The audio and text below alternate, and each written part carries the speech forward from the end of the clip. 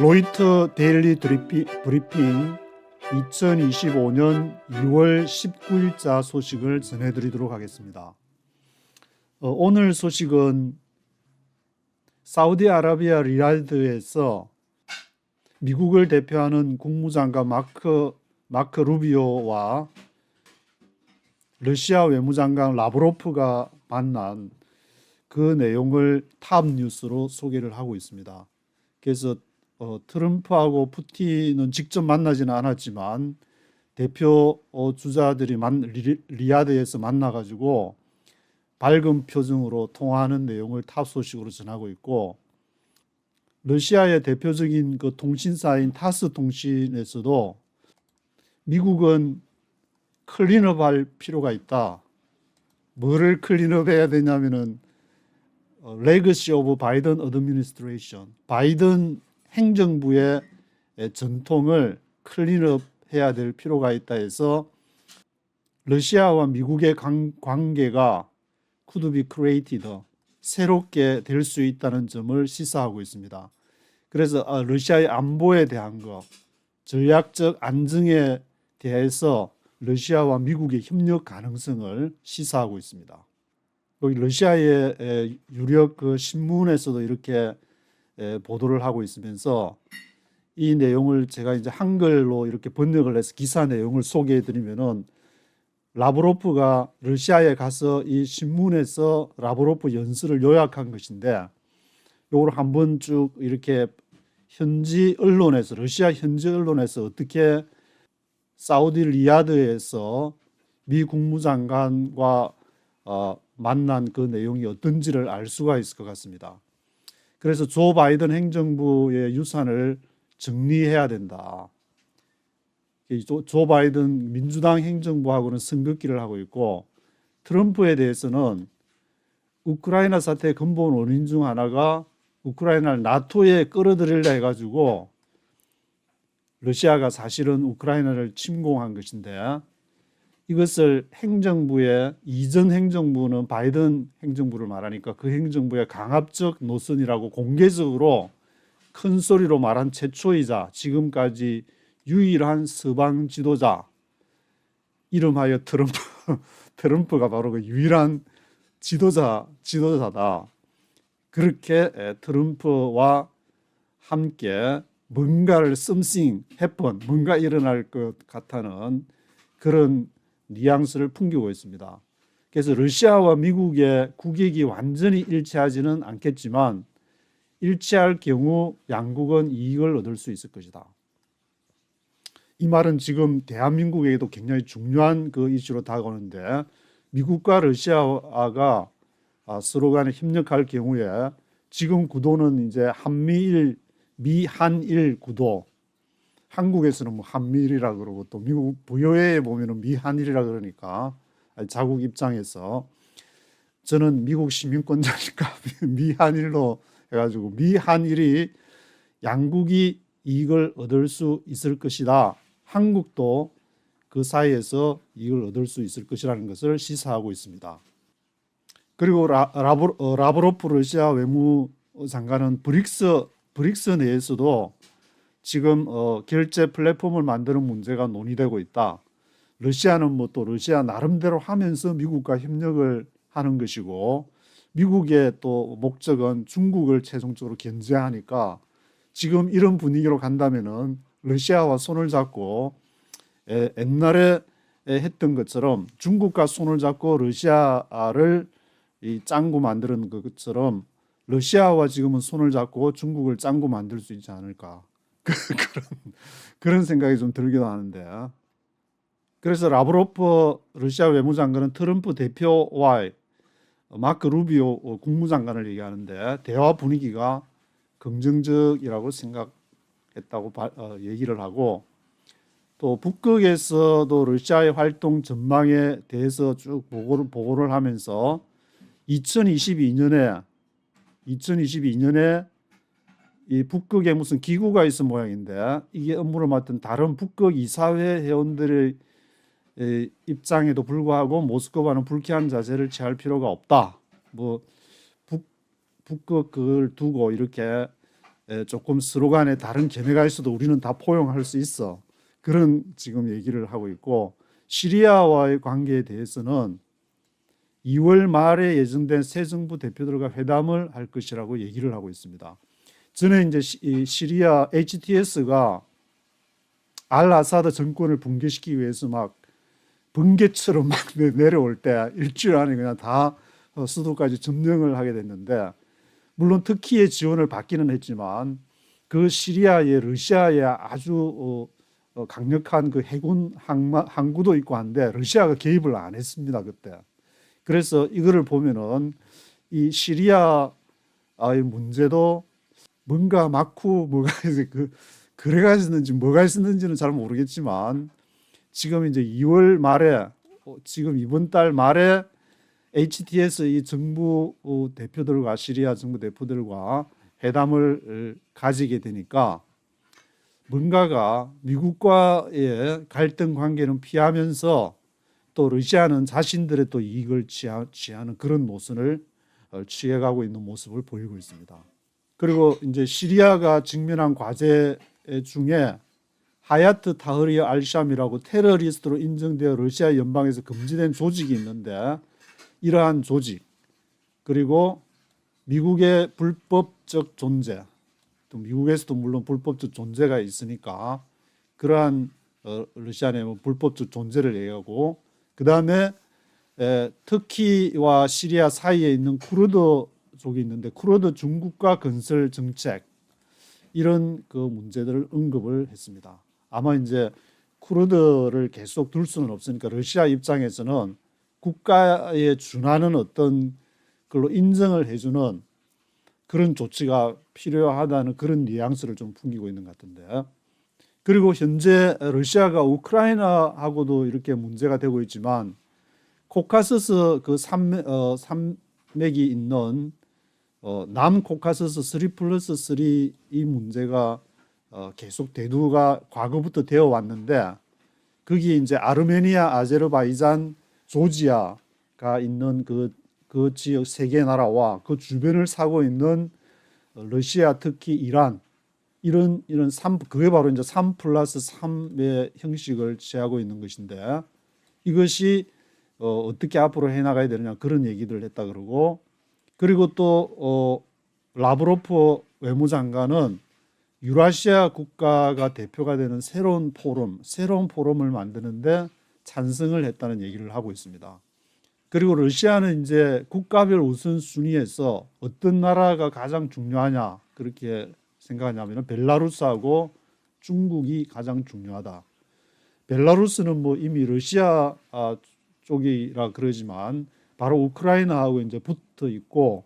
유럽과의 어떤 접경을 접하고 있는 곳이기 때문에 벨라루스를 굉장히 중요시 여기고, 중국은 뭐 말할 것도 없이 중요하게 생각하지만 어느 정도의 거리를 두고 있는, 가장 중요한 나라가 어디냐, 벨라루스와 중국이다. 러시아 입장에서 시각에서 한번 이렇게 생각을 해봐야 된다는 생각이 들고, 그래서 이제 중국하고 관계에 있어서도 시진핑이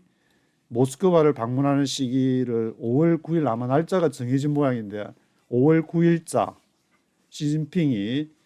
푸틴을 만나기 위해서 모스크바를 방문하고, 그러면은 이제 푸틴도 거기에 대한 답례로서 중국을 방문하는 그 시기를 8월 말이나 9월 초로 잡고 있다고 확인을 해주고 있습니다. 그리고 러시아는 또 이제 아프리카 문제에 있어 가지고도 계속 아프리카의 관계 발전에 주력을 할 것이라 그러고, 그 실천 사항으로 향후 2년 내에 아프리카 국가에 7개의 대사관을 건설할 계획이라고 얘기를 하고 있습니다. 지금은 이제 아프리카 지역에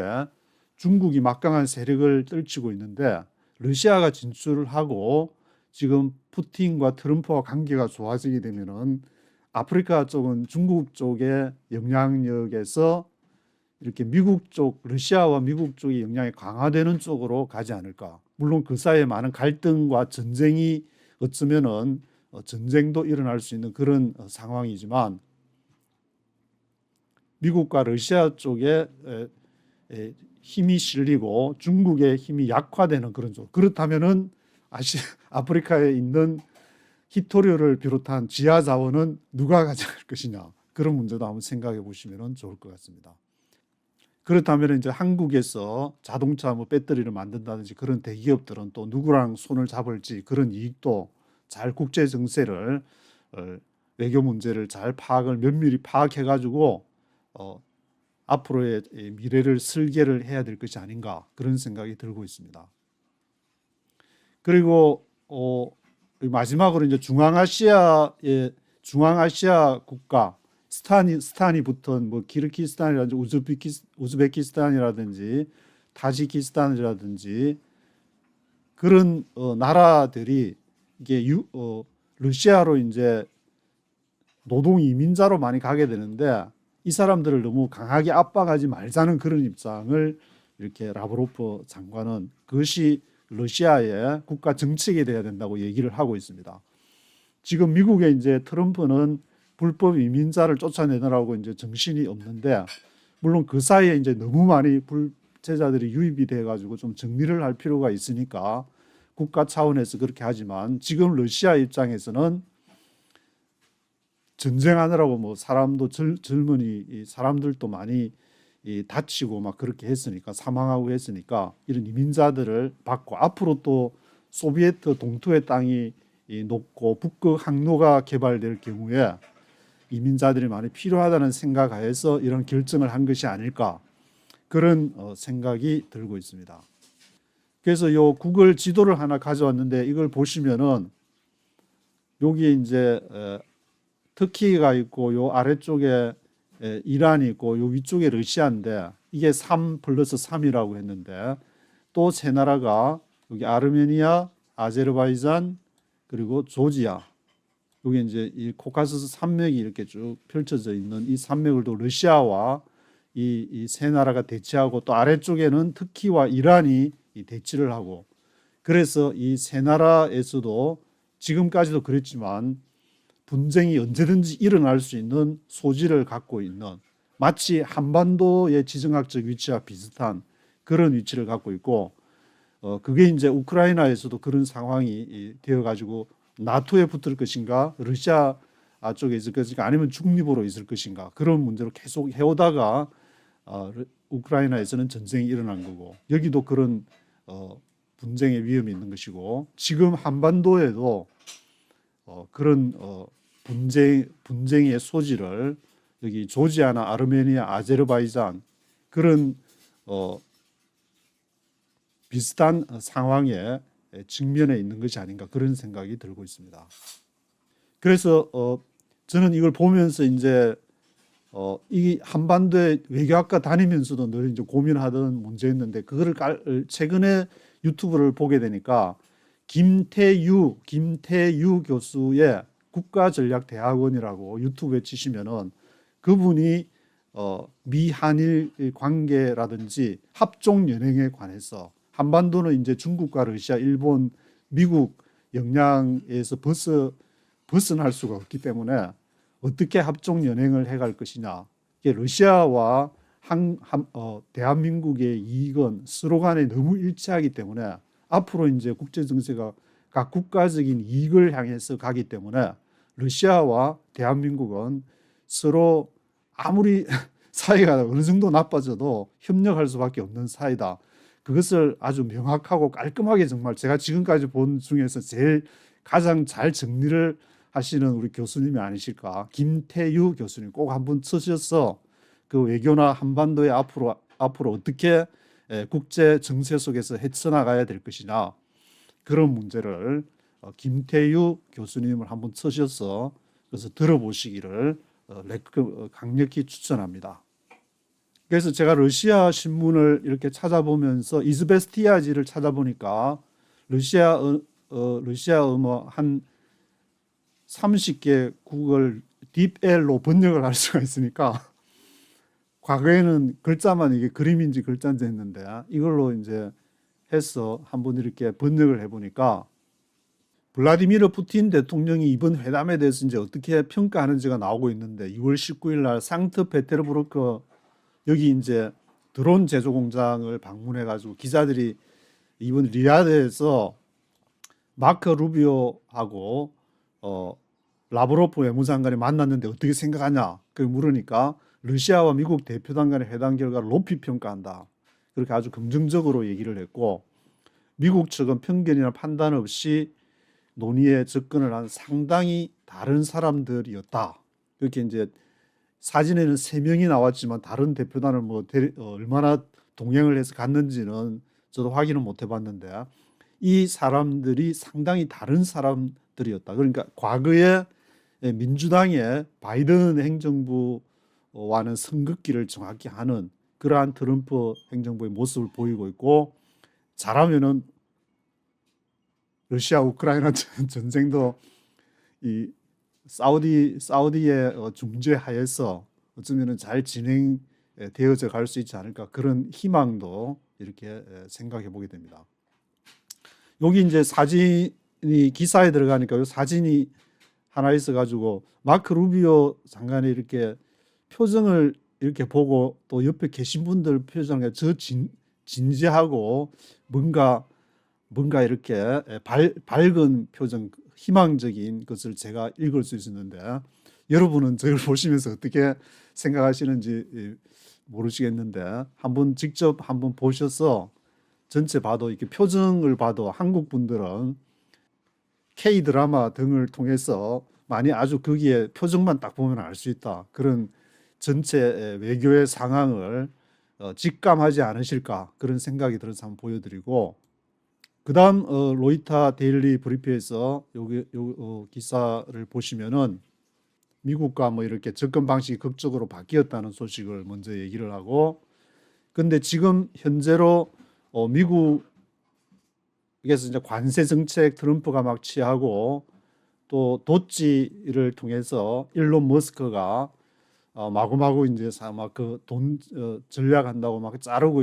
사람들을 해고를 하고 막 그렇게 하니까 미국 경제의 방향이 돼서 걱정하는 미국인이 늘고 있다. 그런 내용도 소개를 하고 있습니다. 그리고 어제는 일론 머스크가 이제 백악관의 대변이기 때문에 이걸 함부로 뭐 이렇게 미국 정부의 그러한 공무원들이나 그것을 함부로 자르거나 할 수 없다, 조사할 수 없다, 뭐 그런 내용을 제기를 했다는 소식을 전해드렸는데 오늘 여기서는 일론 머스크의 적어도 현재로서는 전례 없는 미국 공무원 감축을 계속할 수 있다, 할 수 있는 승인이 나왔다고 그렇게 얘기를 하고 있습니다. 그러니까 앞으로 이제 계속 일론 머스크는 힘을 받고 계속 더 자르고 계속 더 세이브해 나가는 쪽으로 가지 않을까 그런 전망이 나오고 있습니다. 그 다음에 요 내용을 한글로 보시면은 영국 남부의 한 마을에 이제 싱크홀이 생겼다는 소식하고 그 다음에 2024년 지난해 영국에서 반무슬림 사건이 최고치를 기록했다고 전하고 있습니다. 제가 1996년도에 영국을 한번 일주일 동안 이렇게 여행을 한 적이 있는데 그때도 저도 흑인과 무슬림들이 그렇게 많은 걸 보고 깜짝 놀랐는데 전혀 언론에서 그런 걸 얘기를 안 하니까 근데 현재는 그렇게 그 당시에도 많았는데 그 이후에도 무슬림들이 많이 생겨가지고 반무슬림 정서가 지금 최고치를 기록하고 이것이 왜 이렇게 영국에서 반무슬림 정서가 많으냐 가자지구 전쟁이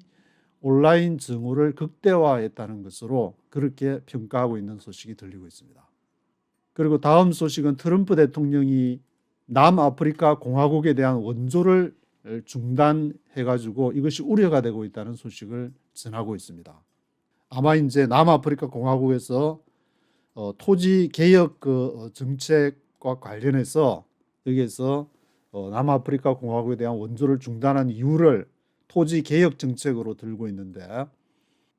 앞으로 트럼프 대통령의 정책이 남아프리카 공화국에 대해서 어떻게 진행이 될지가 관심을 모으고 있습니다. 그 다음에는 전 브라질 대통령 자이르 볼소나르 대통령에 대해서 정치 복귀 가능성이 희박해졌다는 기사를 싣고 있습니다. 지난 2022년 선거에서 패배를 했는데 자이르 볼소나로 대통령이 브라질의 민주주의를 훼손하려는 음모를 주도했다. 그런 혐의를 받고 있어가지고 정치적 복귀 가능성이 이제 희박해졌다. 다음은 비즈니스와 마켓 소식에서 이게 사진을 GM 그 조립 공장을 소개를 하고 있습니다. 비즈니스 마켓 소식을 먼저 한글 번역으로 보시면은 지금 트럼프 대통령이 25%에 가까운 자동차 관세, 반도체, 의약품 수입 이러한 유사한 관세를 부과할 것이라고 지금 25%에 가까운 관세를 자동차, 반도체, 의약품에도 부과할 것이라고 그 소식을 전하고 있습니다. 그리고 이러한 관세 위협 속에서 지금 베트남 소식을 싣고 있는데 베트남에서는 일론 머스크 이제 스타링크를 위한 길을 닫겠다. 스타링크가 계속 이제 이게 우주로 지구 주위를 도는 지구 궤도를 도는 쪽으로 쏘아 올려야 되니까 그 베트남하고 이렇게 협력하는 현지 자회사가 있는 모양인데 현지 자회사의 완전한 소유권을 유지를 하면서 국내에서 위성 인터넷 서비스를 제공할 수 있는 규칙을 채택할 계획이라고 그렇게 언급을 하고 있습니다. 그래서 베트남의 입장은 일론 머스크 얼마든지 여기다가 건설하고 하면은 우리가 이제 협력할 테니까 인터넷 서비스를 제공할 수 있는 규칙도 할 테니까 플리즈 베트남에 와서 많이 위성도 쏘고 많이 자회사도 좀 설립하고 또 필요한 부품이 있으면은 여기에서도 만들고 해줘 하면 그런 소식이 있고 얼마 전에는 저도 그 인터넷에 들어가서 여기 얼마에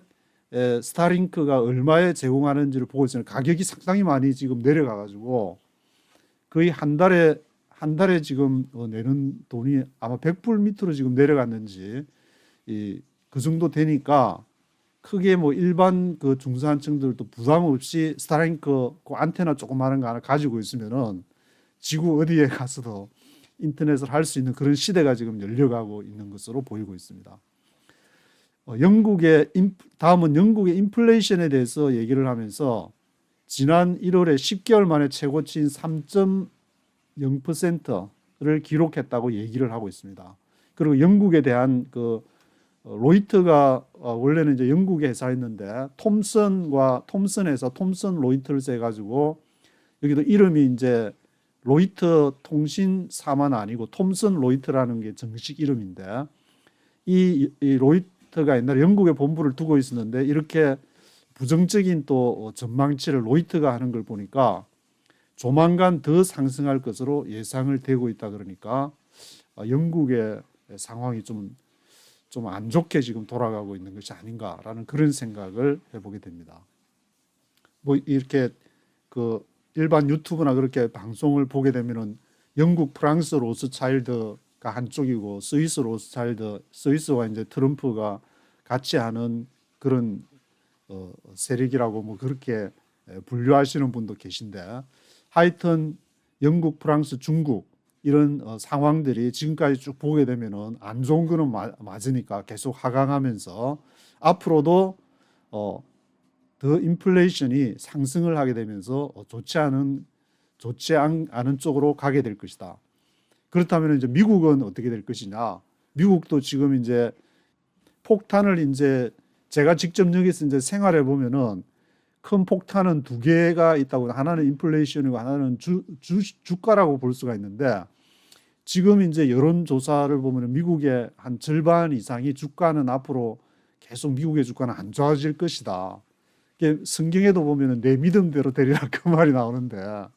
주가는 정말 미국에서도 조금 불안하지만 이것이 은퇴연금이랑 401k라든지 그런 거랑 연결이 되어 있기 때문에 미국의 주가가 안 좋아질 경우에는 주가가 완전히 폭락한다 그러면 미국이 폭락하는 것이고 인플레이션이 올라간다 그러면은 안 그래도 지금 미국 중산층이 지금 거의 몰락한 건지 뭐 어떤 건지는 확실히는 제가 안 봤지만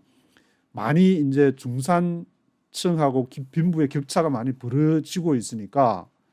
이것도 인플레이션 올라가면은 굉장히 미국 전체적으로 악영향을 미치는 것이 아닌가. 거기에 이제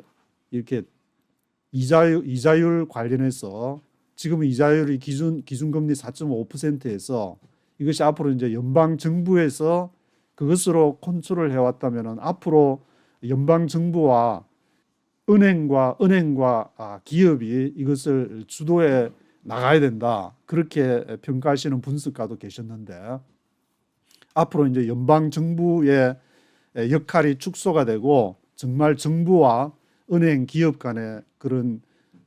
힘이 실리면서 앞으로도 미국을 어떻게 이끌어갈지를 지켜봐야 되는데 우리는 한반도의 입장에서 봐야 되니까 러시아 쪽을 주시를 해보면서